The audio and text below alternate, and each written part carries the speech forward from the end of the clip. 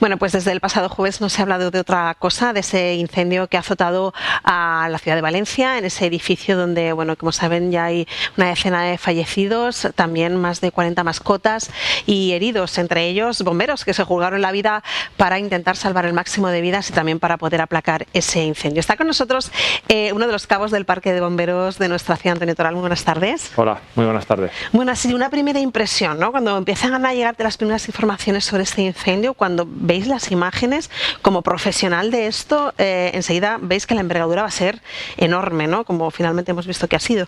Sí, efectivamente, pues además el jueves pasado por la tarde, además estaba de guardia aquí en el Parque de Bomberos de Yecla, y lo primero que te llama la atención poderosamente es que te das cuenta de que no es algo normal. O sea, las primeras imágenes empiezan a llegar vía WhatsApp, me llegan por compañeros precisamente de Valencia que conozco allí, me empiezan a llegar esos primeros vídeos que se hacen virales en redes sociales poco después, y lo primero que tú ves ahí es que es algo que no es normal. No es normal que un incendio esté tan generalizado. No sabes cuánto tiempo lleva eso ardiendo, las primeras informaciones son muy frágiles en cuestión de datos, pero lo que tú ves, ese fuego progresando por fachada, eso no es normal. Lo primero que te llama la atención sobre todo es eso. En todo lo que tiene que ver con emergencias, todo está protocolarizado, es decir, vosotros tenéis un protocolo de actuación cuando llega un aviso a un parque de bomberos como es el de Valencia, que es muy grande y además tiene ciudades colindantes que fueron a ayudar. ¿Qué es lo que primero... ¿Qué dice primero el protocolo? ¿No? Porque se ha hablado también mucho de esto, ¿no? De qué hay que hacer, cómo hay que intervenir. ¿Cómo se enfrenta un bombero, un cuerpo de bomberos, a los primeros momentos del incendio? Bueno, pues sí, hay procedimientos y protocolos y también hay algo de polémica porque parece ser que hay una familia, que eran 4 personas, que fallecen porque parece ser que reciben la orden de permanecer en su casa cuando estaban dispuestas a evacuar. Ahí hay algo de controversia y bueno, ahora hablaré un poco sobre ello, ¿no? Porque... es complicado, ¿no? Son 4 muertes que están ahí, que como digo, sé que hay algo de polémica y bueno, yo no estuve allí, pero lógicamente como profesional pues puedo, con la información que se tiene, pues dar una opinión, ¿no? En nuestro caso, los procedimientos y los protocolos pues van encaminados a la detección del fuego y el control y la extinción del mismo, y normalmente se intenta eso simultanear con labores de búsqueda, rastreo y de rescate en su caso. La dotación que tenemos aquí en Yecla, el Parque de Yecla, pues nos permite sacar estas acciones hacia adelante con dificultad, pero bueno, se pueden simultanear, ¿vale? Hay parques más pequeños en los que no, en los que tienes que dedicarte a una de las dos cosas, o extinción o rescate. Aquí se puede simultanear y bueno, son momentos complicados y de cierta tensión en los cuales pues tienes que coordinar muy bien al equipo. Eso es desde el punto de vista de los intervinientes. Y desde el punto de vista de las personas atrapadas, que yo creo que es lo más importante en este momento, ¿no? Y de cara a la ciudadanía y la gente que nos está escuchando, también hay una serie de recomendaciones. Normalmente, si el incendio está por encima de ti en un edificio, si el incendio está por encima de ti, lo normal es que el hueco de la escalera esté libre de humo. En esos casos se recomienda la evacuación, ¿vale? Siempre que la vía de evacuación esté libre de humo, se recomienda la evacuación. Normalmente esto sucederá cuando las personas se encuentren en una planta inferior a la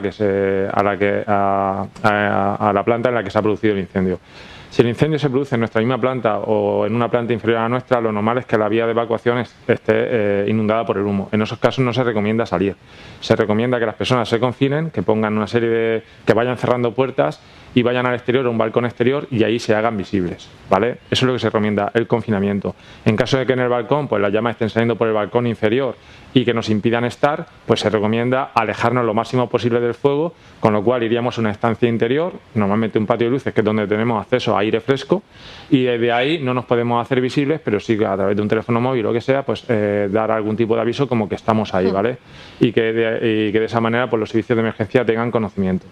Entonces, bueno, eso es lo que se recomienda, básicamente. O sea, siempre alejarnos del humo, alejarnos del fuego, por supuesto, pero alejarnos del humo. De hecho, en los incendios la gente no muere quemada, normalmente muere asfixiada por el humo, ¿vale? El fuego normalmente se queda concentrado en una habitación, como mucho 2 o 3, pero el humo puede abarcar zonas muchísimo más extensas.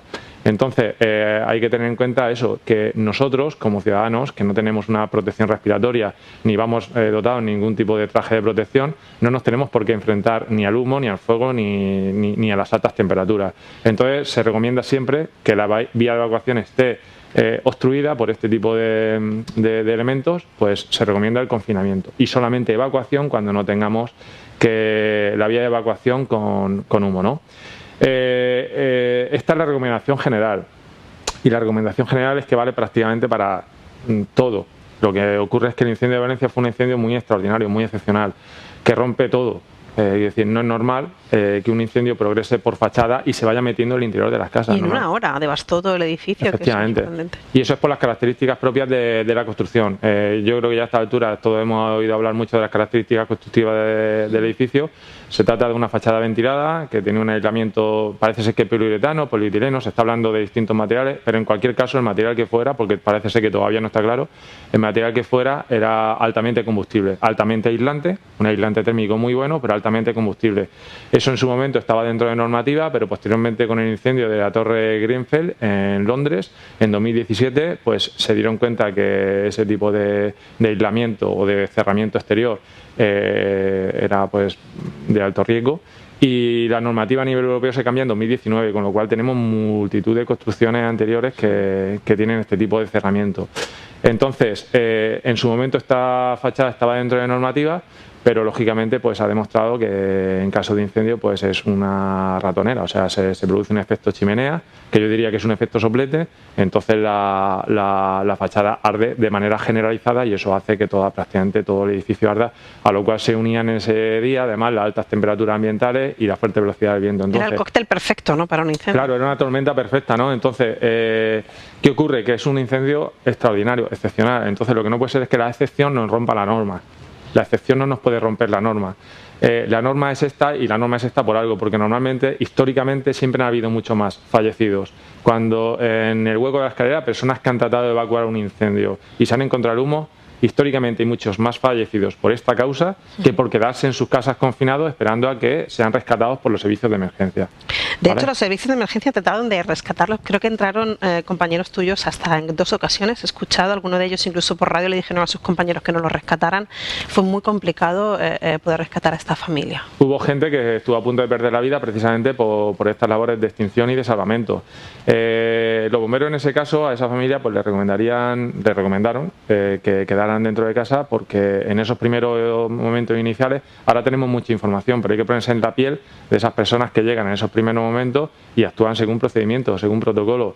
Y que además no saben lo de la fachada, cómo está construida, ni claro, nada. La evolución es que nadie se la esperaba. Ahora tenemos toda la información, pero esa evolución tan generalizada, tan exagerada, nadie se la esperaba. Nadie podía imaginar que un incendio iba a progresar de esa manera. Lo normal es que esas recomendaciones hubieran surtido efecto y que esas personas no habrían tenido problemas en ser rescatadas posteriormente. Cuando tú extingues el incendio, evacúas el humo del hueco de la escalera, esas personas quedan a salvo. O sea que en condiciones normales habría sido así. Yo desde luego que, y no es corporativismo ni mucho menos, nada que reprochar en esa situación, probablemente yo también habría actuado y habría recomendado lo mismo. Hay que tener esto en cuenta, y que además estas personas pues varios compañeros fueron rescatados inconscientes, otros se descolgaron con cuerdas de piso en piso, otro incluso hay un vídeo muy viral, ¿no?, que se tira a una colchoneta inflable con quemaduras graves. Quiero decir, la gente se jugó ahí la vida, que es lo que, o sea, vamos a ver, es nuestro trabajo y es lo que hay que hacer, nada que tampoco alabable. Yo que sé, yo creo que dentro de esta profesión nadie quiere que sea considerado, pues como a veces se utiliza, ¿no?, el término este manido, que se quiere ensalzar, ¿no?, ciertas cosas, es el trabajo, no hay nada tampoco que ensalzar ahí, pero que la gente se la jugó. Y además, gente que no estaba trabajando, que estaba en su casa en sus días de descanso, todos fueron a acudir a ayudar a sus compañeros. Sí. Y uno de los vídeos más virales que se ha hecho es ese rescate que se hace en la grúa. Sí. Que entiendo que como profesional también te pondría el vello de punta, ¿no? Porque están tirando litros y litros de agua, que la gente estaba angustiada de ver que una hora estaban en el balcón, pero no se podía hacer de otra manera. Es que es complicadísimo, porque eso también son cosas que hay tantas cosas que en este incendio se pueden aprender, se pueden analizar y se pueden exponer, y es bueno explicar. Hay tantas cosas. Hay que tener en cuenta que yo además, como me toca la fibra especialmente, de hecho en cuanto vi el incendio dije, joder, de este incendio hay muchísimo que aprender aquí. Hay mucho que aprender, seguro que se va a poder analizar un montón, podemos mejorar mucho y hay muchas cosas que nos van a aportar cosas, ¿no? Entonces yo me metí en Google Maps, localicé lo que es el bloque de edificio y vi un poco todo lo que es la zona, el perímetro del edificio. Hay que tener en cuenta que hay un lateral del edificio, en esta visualización que yo hice en Google Maps, me di cuenta que una lateral del edificio es todo zona verde. Y no pueden entrar los vehículos de bomberos, no pueden entrar los vehículos de escala. ahí no se pueden situar. Entonces, todas esas personas que estén atrapadas en esa parte, en esos balcones, no pueden ser rescatadas directamente por un vehículo escala. No pueden ser rescatadas, eso la gente no lo sabe, pero es bueno explicarlo. Por eso digo que este incendio da mucha información y da mucho de sí para el análisis. Por eso, además, seguramente esa sería una de las causas por las cuales los bomberos indicaron a esta pareja que fue rescatada que pasara de balcón en balcón. Aparte de para huir del fuego, seguramente también para que se pusieran en una ubicación en la cual pudieran ser rescatadas. Normalmente en la arquitectura, aunque se cumpla con la normativa contra incendio, hay algunas cuestiones que no tienen en cuenta un incendio.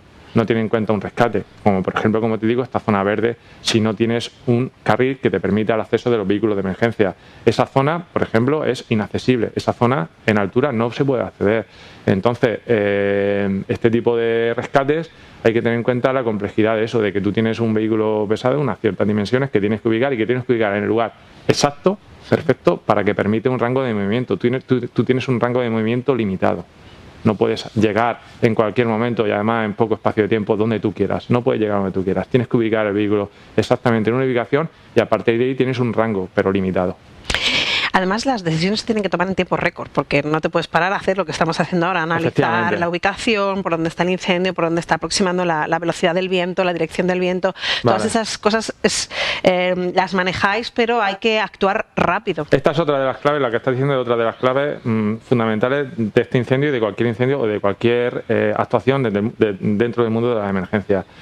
A los mandos o a los responsables de las intervenciones se les exige, y bueno, yo como por experiencia, pues ya tengo unos cuantos años de experiencia, se les exige que tomen decisiones rápidas, concretas y certeras. Y lógicamente tú aplicas tus conocimientos, los procedimientos que hay y tus propios conocimientos y el propio criterio que te da la intervención en función de lo que tú estás viendo, lo aplicas a esas decisiones. Entonces, si todo esto lo aunas con un cierto virtuosismo, seguramente eres capaz de acertar, pero no siempre vas a acertar. Entonces, otra de las claves de este tipo de emergencia, de la emergencia en general, que a los responsables se les exige tomar decisiones precisas, concretas y acertadas. Y la mayor parte de las veces creo que se acierta, pero a veces pues no es así. Es como pedirle a un cirujano que opera, yo creo que a nadie se le pasaría por la cabeza pedirle a un cirujano que opera en un quirófano de emergencia a vida muerta, a corazón abierto, una persona que siempre acierte, que siempre salve la vida. Sabemos que a veces va a poder ser, porque va a aplicar pues esos conocimientos, esa formación, la va a aplicar con criterio y la va a aplicar bien y va a conseguir salvar la vida, pero otras veces no. A veces hay que tener en cuenta que a veces no se pueden hacer ciertas cosas, no se puede acertar, o hay cosas que directamente igual pues están destinadas a que acaben mal. Lo que sí que es cierto es que hubo mucha gente que se jugó la vida para ayudar en la extinción de este incendio y salvar gente. Yo he visto unas imágenes que dicen mucho de cómo es tu profesión, ¿no? Que es una profesión además que tiene un componente vocacional muy amplio, de un bombero quitándose el casco y poniéndoselo a un rescatador, ¿no? Es decir, el cabo además, porque lleva el casco rojo, le pone su casco para que baje y él defiende sin casco. Es decir, esto es una imagen también que viene a decir que hicieron todo lo que pudieron. Hicieron todo lo que pudieron. Hubo gente, no murió, o sea, vamos a ver, hay 7-8 bomberos heridos, hubieron 7-8 bomberos heridos, pero hubieron 2-3 que fueron rescatados y conscientes ya. Y ya sin aire en la botella de aire ya no tenían aire, ya no tenían aire respirable. Y fueron rescatados porque además otros compañeros se la jugaron por salvarles porque el edificio ya estaba la orden de evacuación total, o sea, ya se veía claramente que aquello era un incendio muy fuera de lo normal, que estaba totalmente desbocado y fuera de control, y ya la orden del desalojo y de la evacuación estaba dada. Y sin embargo, pues hubo gente que bueno, no perdió la fe y quiso darles una última oportunidad hasta el punto de que lo consiguieron. Entiendo que a partir de ahora todos los parques de bomberos vais a sacar conclusiones de este incendio y de elementos porque aprendéis, ¿no? Creo que no hay un incendio parecido en España por la magnitud, por el descontrol, por las características que hemos comentado, ¿no? Es decir, también es una forma de aprender. Sí, pero también bajo la premisa de que se sabe, o por lo menos yo tengo esa conciencia muy clara, se sabe que esto no es normal. Sí. Este incendio es una oportunidad, como te decía, pues para analizar, para aprender de lo que puede ser un caso muy extremo o el caso más extremo, pero también sabiendo que nos va a dar mucha información y nos va a permitir mucho mejorar, pero también sabiendo que es una cosa excepcional, como te decía, y lo excepcional no nos puede hacer cambiar la norma, porque además yo desde aquí lanzo un mensaje también un poco de tranquilidad a la gente, ¿no? Que en un momento determinado pues se vea implicada en un incendio en un edificio, ¿no? tranquilidad, no siempre hay que evacuar. Si la vía de evacuación no la tapona el humo, no nos tenemos que exponer. No quiero tener un incendio dentro de un tiempo y encontrarme a gente inconsciente en la escalera, o en peor inconsciente y bueno... Y o con quemaduras o con un desenlace fatal, que ha pasado. Es decir, como he dicho, los procedimientos están ahí por algo, no es algo que se le ocurra a alguien de manera gratuita. Históricamente han habido muchos más fallecidos porque la gente intenta escapar cuando no tiene que hacerlo que por quedarse en su casa. Normalmente en tu casa es un lugar seguro. Lo único que tienes que hacer es ir poniendo barreras al humo. Ya está. Entonces, este incendio nos va a dar mucha información, pero también yo tengo claro que es una cosa muy extrema. Lo único que te puedes encontrar parecido a esto tiene que ser un edificio con las características de este edificio, con un revestimiento similar. Es lo único que te puedes encontrar de este estilo. Entonces, pues sí, nos va a permitir aprender mucho y nos va a dar mucha información, pero sabiendo que no es normal lo que haya pasado y que lo que durante tantos años y de manera tan habitual se hace y funciona bien y se hace bien, tienes que seguir haciéndolo. Tú tienes que seguir recomendando a la gente. De hecho, es que además aquí hace poco, el día 14 de febrero, que precisamente hubo un incendio, precisamente además en un edificio, es que es muy parecido, que en el que estuve yo de guardia y tuvimos un incendio además en la primera planta de 3, con lo cual las plantas superiores, igual con las escaleras estaba inundada de humo, las plantas superiores quedaron, la gente que estaba en sus viviendas quedó atrapada. Es que es un claro ejemplo, ¿no? Quedó atrapada y con muy buen criterio todas ellas quedaron confinadas en su casa y se salieron al balcón, que lo hicieron perfecto. Si una de esas familias sale algo con la escalera y se expone al humo, tenemos un problema todos. Tenemos todo un problema, nos complica mucho más la labor de extinción a nosotros y por supuesto se exponen hasta el punto de poder llegar a perder la vida. Entonces, en este caso, pues se actuó como se tiene que actuar. Normalmente un incendio en un edificio, por también, como decía antes también, aparte de dar estas pautas de comportamiento, también por tranquilizar a la gente. Esto yo creo que ha quedado claro que no es normal, pero bueno, quiero incidir, no es normal.